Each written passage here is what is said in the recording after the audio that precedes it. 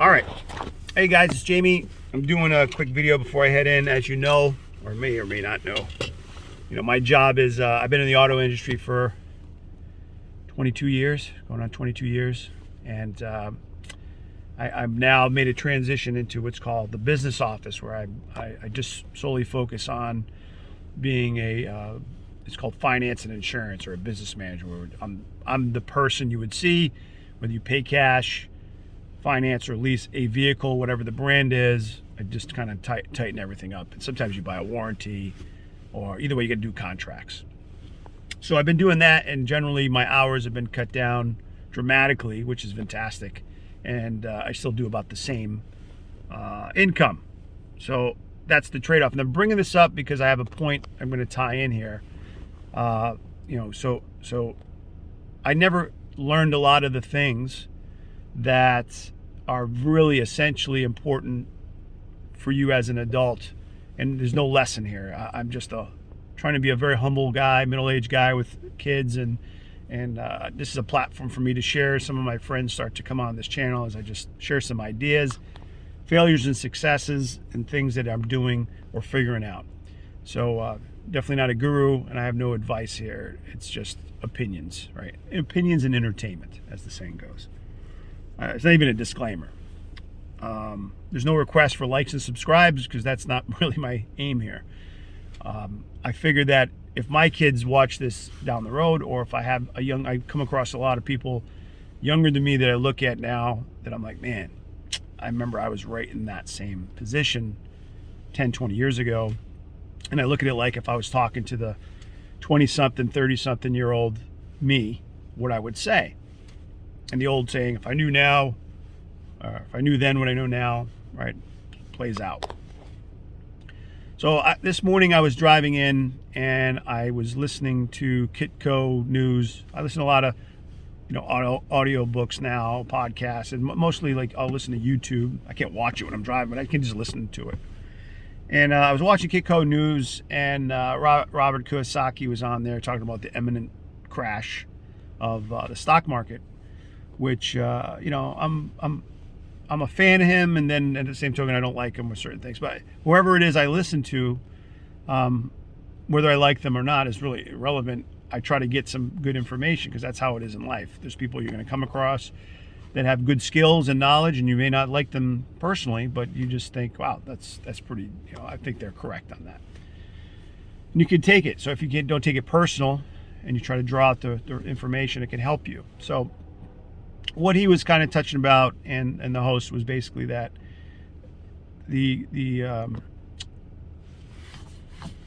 our economy is overinflated, right? But the printing of money, you probably heard all this before, so there's no point in me really going on about it. But I believe that unemployment and what happened with the COVID, the debt, everything that's kind of like a pot stewing, that it's probably pretty accurate that there is a crash coming, another crash.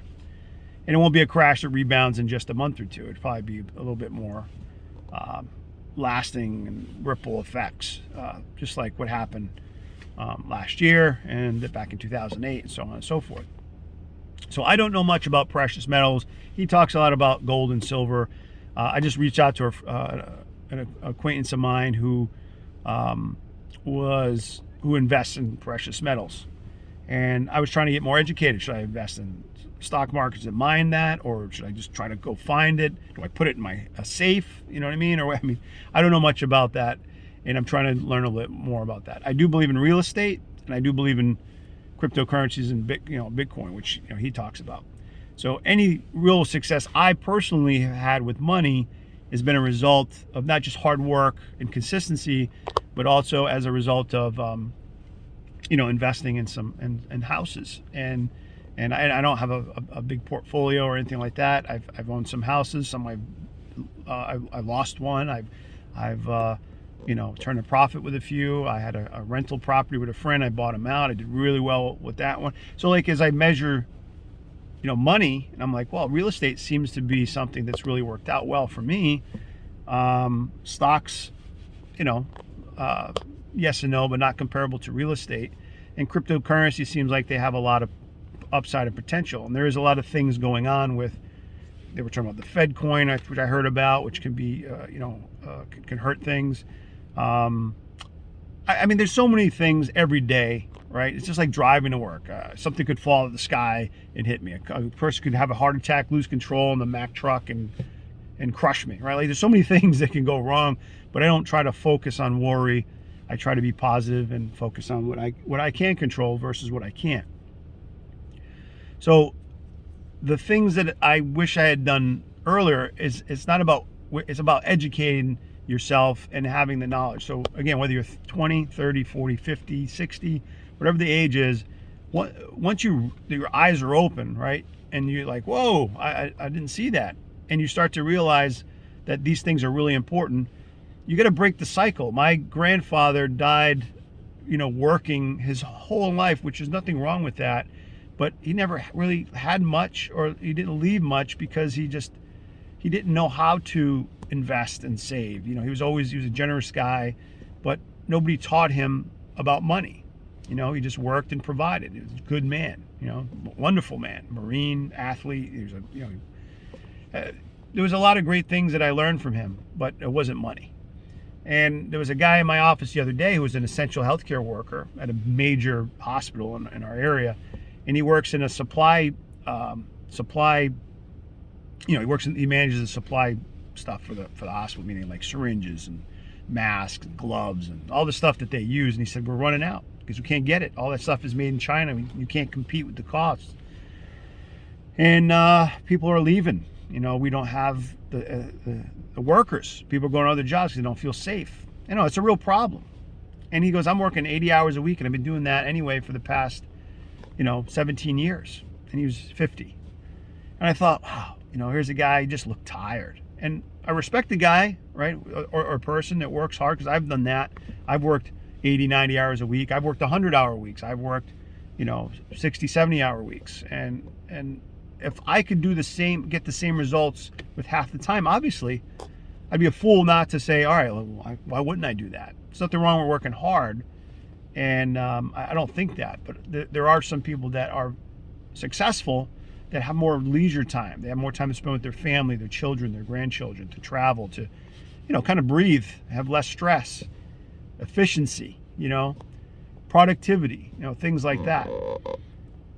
So I have to look at that before another 10 years goes by and I look back and say, I wish I would have applied some of these things that I believed in. So when I think about precious metals, which I don't know much about, when I think about the opportunity in these crashes, one thing I believe is if you have money available, whether it's $500, $5,000, 50,000, 5 million or more, then I don't have millions of dollars to invest. But if I know, okay, something is going to happen and I have the opportunity to buy in at a better price on a sale or a discount on a company I really believe is a good company, or an asset like gold, silver, Bitcoin, or whatever the cryptocurrency might be, where then when it rebounds, whether it's in months or years, right, weeks, months, or years, then I know that my money was not really worth much anyway and just sitting there, and it wasn't going to bring much. And then with all the turbulence of what's going on out there in the economy and the world, I'm probably better off investing, diversifying in some of these things when there's a sale available, because when it does go up, historically, that's what's happened during these crashes. It dips down and then it rebounds. And I'll close out with, there was another guy I worked with years ago during the 2008 market crash, with a housing market crash. And he was an older guy, and he had a lot of money invested in his 401k, and it tanked, and he was losing tens and tens of thousands. This is just a regular hardworking guy, and he was panicking. And he's like, I'm going to lose it all, and he closed it out. And I think he lost, I want to say 80 or 90 grand, which for him was a lot of money, right? Which is a lot of money for anybody. But this is over 10 years ago. And for him, that money was his retirement money. So, I mean, he had more than that, but that's what he lost. So he locked in his losses. And of course, over a short period of time, the housing market, rebounded, everything rebounded and went up 10x. And that was really devastating for him, because he wouldn't have lost that money, and his money would have, if he just hung in there a little longer, which he did work a little longer, he would have done really well. So that type of thing, that type of cycle has repeated itself over and over again, and I don't want to make that mistake. So I'm trying to free up some cash for October in November to see what does happen going into the end of the year. If there is some opportunity to buy the same things I want to own anyway at a lower price and take advantage of the panic, right? And also buckle down, because where I live, there's lots of trees, lots and lots of trees with the power lines. And if you ever lost electricity, you know what a massive inconvenience is unless you have a generator, where your food could spoil, the milk could spoil, your ice cream melts, and just the inconvenience of just getting around, especially at nighttime, because you don't have electricity. I mean, you light some candles, have some flashlights, whatever, but I've gone days without electricity. So if there's a time when you think the power is just going to stay on all the time, you got to be prepared.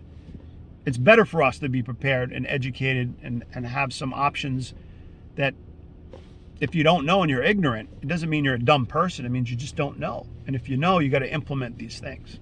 So that's why I'm up here sharing this stuff. It's not because I'm a guru and I have all the answers. I'm just sharing some stuff that I'm thinking about and I'd want my friends, family, my children to kind of consider. And that's the whole point of me, sharing this stuff. I don't have a chart today to show you. I don't have any stock advice. I don't have anything to say about, investments that I'm making today, because I try to do this more and more. This is just thinking out loud, what's in my mind as I go into my day, and I have a busy day ahead of me.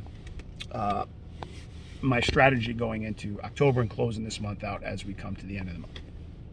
All right. Hope you guys have a good one. I will talk to you tomorrow.